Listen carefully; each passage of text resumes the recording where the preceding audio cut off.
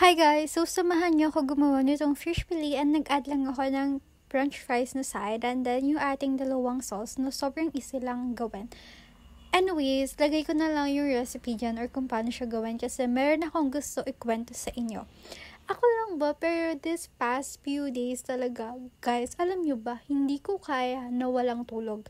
As in, kahit kunyari ngayon, wala pa na-aaral, hindi ko pa na-aaral yung exam namin, and kailangan ko siyang aralin, hindi ko kaya nang walang tulog. Palagi ako may tulog, kahit 2 hours lang yan, kailangan ko matulog.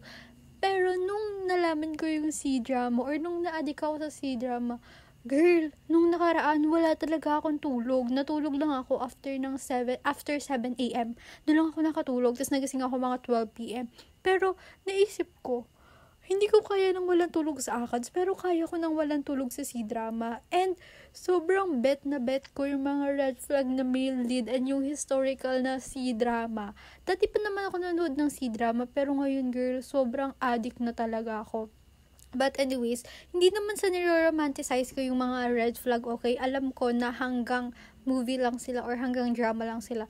Never ako magsisettle sa red flag. Pero anyways, guys, please mag-recommend kayo ng other K-drama tuloy. Other Chinese drama, yung historical, please. Kasi parang nahihirapan ako manood ng modern C-drama right now. I don't know if it's just me, pero madami din naman ako alam ng mga modern na Chinese drama.